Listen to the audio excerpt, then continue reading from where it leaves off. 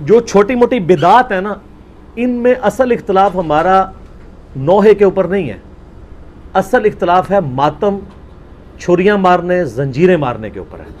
جو میں نے ان کو خود بتایا ہے کہ اللہ کے بندو تم جا کے اپنے خود گھر کی خبر لو. مفتی اعظم ایران خامنائی صاحب نے فتویٰ دیا ہے کہ یہ چھریاں مارنا، اپنے آپ کو زخمی کرنا، یہ حرام ہے. صحیح. اب اور کیا میں آپ کو لا کے فتویٰ دوں؟ اور یہ تو زندہ اماموں کی تقلید کرتے ہیں، اپنے مرجع کو مانتے ہیں، تو آپ ان کی بات مانیں. یہاں آپ نے کیا کچھ کیا ہوا ہے؟ یقین کریں، میں پچھلی دفعہ محرم کے دنوں میں سول ہاسپٹل میں وہ میرے بچے کو کچھ لگی تو میں لے گیا علاج کے لیے، تو وہاں ایک نوجوان 18-20 سال کا لایا گیا، تو اس کی کمر کے اوپر نا کافی سارے نشانات تھے، تو وہ اس کے اوپر ٹانکے لگا رہے. تو میں نے پوچھا ہی کیا ہوا ہے، تو وہ جی زنجیر، وہ چھریاں مار کے زنجیر زنی کر کے. تو مجھے اتنا ترس آیا کہ یار اس بیچارے نے تو ثواب سمجھ کے یہ کام کیا ہے، اور وہ جس طریقے سے اس کو وہ ٹریٹ کر رہے تھے، مطلب ایک چیز دوسری جگہ لگا رہے ہیں. کوئی ہیپاٹائٹس کا مریض آیا ہوا ہے اور اس کا وہ سوئی کھبو دیتے ہیں تو وہ مریض بن جاتا ہے اور ایک آگے معاملہ شروع ہو جاتا ہے. رہا ان کا یہ کہنا کہ حمزہ ابن عبد المطلب کے لیے نبی علیہ السلام نے نوحہ کروایا تھا، تو ہم کب انکاری ہیں اس کے؟ بالکل کروایا تھا. یہ اس وقت کی بات ہے جب نوحہ ابھی حرام نہیں تھا. اس سے بڑی چیز شراب والے واقعات ملتے ہیں صحابہ کرام کے بارے میں. بعد میں جب شراب حرام ہوگی تو معاملہ ختم. جی. تو یہ بھی چیز پہلے تھی غزوہ احد کے موقع پر، بالکل تھی. بعد میں نبی علیہ السلام کی احادیث ہیں، بخاری مسلم میں درجنوں احادیث ہیں کہ نبی علیہ السلام نے فرمایا جو عورت نوحہ کرتی ہے کسی میت کے اوپر، اگر بغیر توبہ کے مر گئی تو قیامت والے دن گندک کا لباس اس کے اوپر پہنایا جائے گا. پھر صحیح مسلم کی حدیث ہے میری امت یہ 4 جاہلیت کے کام کبھی نہیں چھوڑے گی. نمبر 1 حسب اور نسب پہ فخر کرنا. نمبر 2 دوسرے کے نسب میں تان کرنا. نمبر 3 ستاروں کے ذریعے فال نکال کے بارش طلب کرنا. اور نمبر 4 نوحے کرنا. نوحے کی ڈیفینیشن یہ ہے کہ چیخو پکار کرتے ہوئے کسی مردے کی تعریف بیان کرنا. اگر کوئی ویسے نوحہ کرے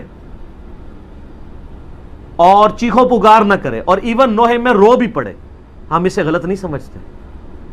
المعجم الکبیر طبرانی کے اندر موجود ہے، میں نے اپنے پمفلٹ میں بھی ڈالا ہے کربلا والے میں، کہ سیدنا ام سلمہ نے جنوں کا نوحہ خود سنا تھا حضرت حسین ابن علی کی شہادت کے اوپر. وہ نوحہ یہ نہیں تھا یہ جو جعلی واقعہ، اور یہ نوحے تو ہوتے نہیں، یہ تو استمداد کر رہے ہوتے ہیں، استغاثے پڑھ رہے ہوتے ہیں.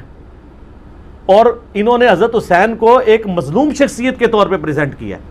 میں یعنی ماڈرن شیعہ کا سب سے بڑا جرم یہ سمجھتا ہوں، اور یہ میں نہیں کہہ رہا ہوں، سید جواد نقوی صاحب حفظہ اللہ تعالیٰ، خود جو شیعہ کے اس وقت امام ہے پاکستان میں، ان کی ویڈیوز موجود ہیں. انہوں نے کہا کہ مجھے بچپن سے شیعہ خاندان سے جس حسین کا تعارف ہوا وہ تو ایک مظلوم ہے جس کے ساتھ ظلم ہوا ہے، جبکہ کتابوں سے مجھے اس حسین کا تعارف ہوا ہے جس سے زیادہ دلیر شخصی کوئی نہیں ہے. بے شک. اصل میں حسین ابن علی علامت ہے دلیری کی، مظلومیت کی نہیں، دلیری کی علامت ہے.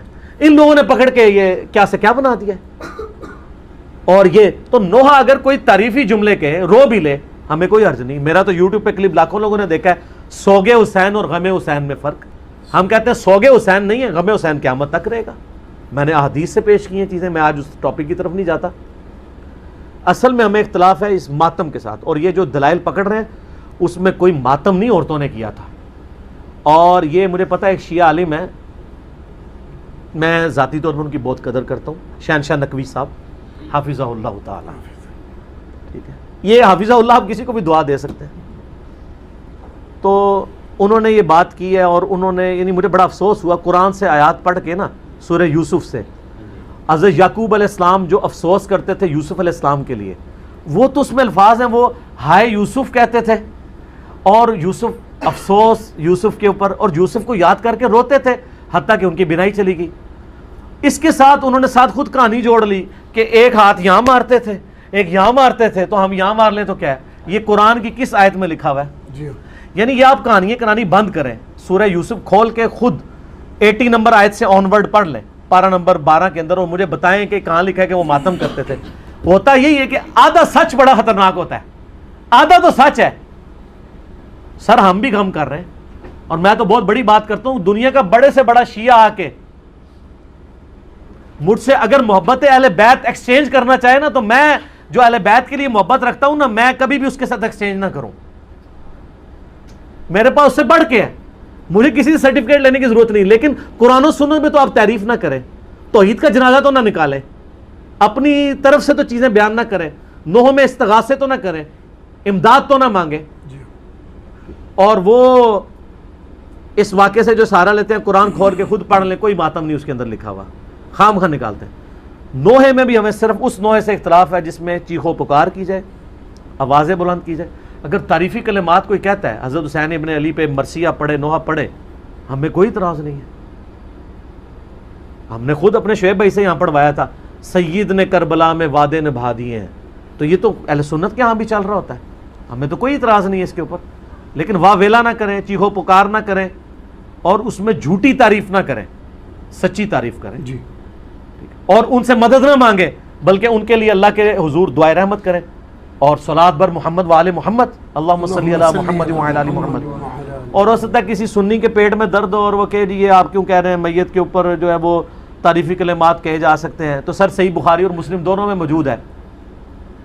عرض کیا ہے، شیعہ کی اتنی کلاس ہوگی اب تھوڑی سی، سنیوں کی بھی، بخاری اور مسلم دونوں میں موجود ہے۔ عبداللہ ابن عباس کہتے ہیں کہ عمر ابن خطاب کی میت رکھی ہوئی تھی، اتنے میں ایک شخص آ کے میرے پیچھے کھڑا ہوا اور اس نے اپنی کونی میرے کندھے کے اوپر رکھی، اور سیدنا عمر کی میت کو مخاطب کر کے اس نے کہا رحمک اللہ عمر ابن خطاب، اللہ کی رحمت ہو عمر ابن خطاب پہ، یہ وہ شخص تھا کہ میری خواہش ہے کہ جب میں مر کے اللہ کے حضور جاؤں تو اس کے اعمال کے ساتھ پیش ہوں، اس نے اسلام کی وہ خدمت کی ہے۔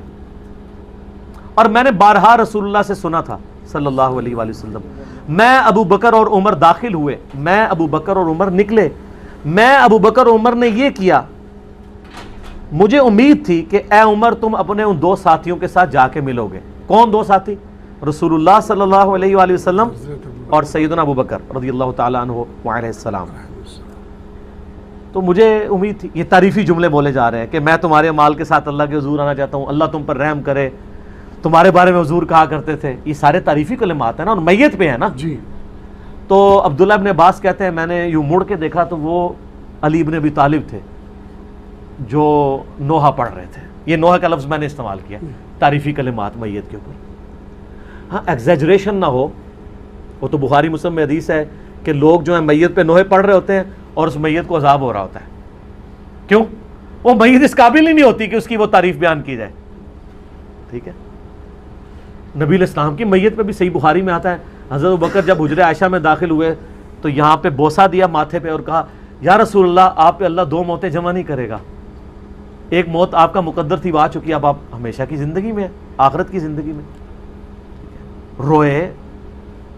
حضور کی زندگی میں بھی، بعد میں بھی لوگ کہتے تھے میرے ماں باپ کو قربان، نبی صلی اللہ علیہ وسلم پہ تعریفی کلمات کہتے تھے، ایسے ایسے الفاظ استعمال کرتے تھے۔ لہٰذا جس چیز سے ہمیں اختلاف ہے وہ یہ ہے۔ اور میں سوگ حسین کے اوپر بھی تھوڑا سا عرض کر دوں، اس میں دیکھیں سوگ تو 3 دن ہے، بخاری مسلم میں حدیث ہے جو عورت اللہ اور یوم آخرت پہ ایمان رکھتی ہے اس کے لیے جائز نہیں کہ وہ 3 دن سے زیادہ سوگ کرے سوائے اپنے خاوند کے مرنے پہ، وہ بھی 4 مہینہ 10 دن۔ غم حسین الگ چیز ہے جی، غم حسین تو سنت ہے، اس کی مثال صحیح بخاری سے لیں، حمزہ ابن عبد المطلب کو قتل کس نے کیا تھا؟ واشی نے۔ فتح مکہ پہ واشی کو پیش کیا گیا کہ اس کی توبہ قبول کریں، نبی علیہ السلام نے بلا کے پوچھا واشی یا رسول اللہ، قاتل حمزہ یا رسول اللہ، واشی تیرا اسلام قبول ہے لیکن کیا تو ایسا کر سکتا ہے کہ مجھے اپنی شکل نہ دکھا، مجھے اپنا چچا یاد آتا ہے۔ کسی نے نہیں کہا یا رسول اللہ سوگ تو 3 دن ہوتا ہے، چچا کو مرے ہوئے 5 سال ہو چکے ہیں، جی، غزوہ احد 3 ہجری میں، فتح مکہ 8 ہجری میں، آپ 5 سال تک حمزہ کو نہیں بھولے؟ حمزہ کو کیسے بھول سکتے تھے؟ حمزہ بھائی بھی تھا حضور کا، دودھ پیتا چچا بھی تھا،